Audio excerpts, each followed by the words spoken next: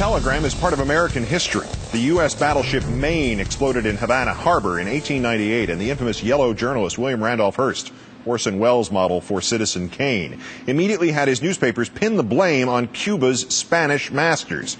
Hearst and the Hearst papers insisted this country should attack Spain, and anticipating the conflict, the publishing giant sent the famous illustrator Frederick Remington to Cuba to draw the pictures of the battles there. From Havana, Remington telegraphed Hearst that he couldn't find any war in Cuba. "You furnish the pictures," Hearst telegraphed back. "I'll furnish the war." Our third story in the countdown tonight. Imagine if William Randolph Hearst had owned a cable television network. The first admission from the evil overlord of Fox, Rupert Murdoch, that his news operation tried to lead America into the war in Iraq. Mr. Murdoch's remarkable confession coming at last month's annual meeting of the World Economic Forum in Davos in Switzerland. First, Murdoch bemoaning how big media has lost much of its power to set agendas to things like blogs and news sites on the internet. Then panel moderator Charlie Rose following up with a question about whether News Corp had managed to shape the agenda on the war in Iraq, to which Mr. Murdoch answered, quote, "No, I don't think so. We tried." Follow-up answer, "We basically supported the Bush policy in the Middle East, but we have been very critical of his execution." Time now to call in Rachel Maddow, the host of the conveniently named Rachel Maddow Show on Air America Radio. Good evening. Welcome. Hi, Keith. Thanks for having me. Well, many will no doubt react to our doing this segment by saying, and this is news, why? But is there ambiguity here? I mean, we won't get access to the actual tape of what he said for a couple of weeks, but the print reporting simply says he was asked if his company managed to shape the agenda about Iraq, and he said, "No, I don't think so. We tried." Is there more than one way to interpret that? I don't think so. It seems to me to be a fairly unambiguous statement, which wouldn't be a problem if he was talking about a PR firm or if he was talking about some sort of ideological think tank with an axe to grind.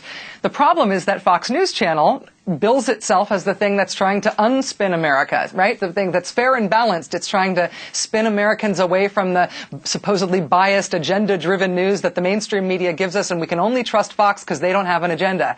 Now he's admitting they have an agenda. So either they need to change their tagline, or he has to back down from that in a much more serious way than he already has. Well, it's a sales pitch phrase. I mean, it's a catchphrase. It doesn't mean anything. It's just fair and balanced. It might as well be green and purple. But if the meaning is as obvious as that, why on earth would Murdoch ever admit it? To me, that's the most interesting question here. I don't think that he's out of it enough at this point that he thinks, oh, I said it in Switzerland, nobody will know about it in America. I don't think it's that.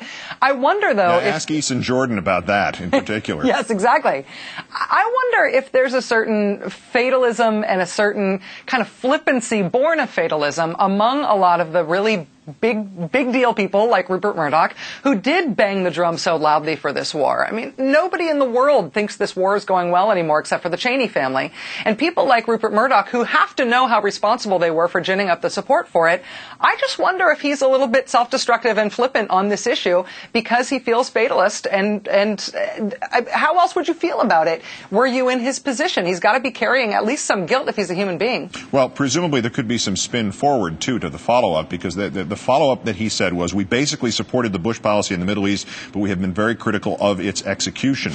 Is he talking about one of his British newspapers? Is he trying to get people to feel that there has been some criticism of the war? Because I don't know anybody at Fox News who would admit they've been very critical of the Bush policy in Iraq. No, and they continue to be incredibly critical of real reporters. They continue to be incredibly critical of real mainstream media. They continue to be unbelievably critical and personally attacking toward people who have been critical of the Bush administration. Hi, hello, how are you? Yeah, exactly. I mean, that's the thing that we can all document every day that they do. And so the idea that they've somehow come to their senses and, yes, they supported the war as a good idea, but they've seen, just like the rest of us, how poorly it's been executed, it's a farce. And they can try to spin that, but it's an absolute farce. And that's why I don't even think that Murdoch could try to gin that up. I like to think of it as kind of a psychological disillusion on the issue. Well, it would be nice to think that. It would also be nice to think that large numbers of his viewers and his readers would hear about what he said and say, well, I've been had, but that's not likely to happen. But does it suggest maybe that the trend of the TV ratings, they are not adding viewers, they are not holding their younger viewers, suggests that the fair and balanced claim and all the rest of the promotional stuff is now rejected in advance by new viewers in the same way that, the tobacco companies claims that you can smoke safely are automatically rejected?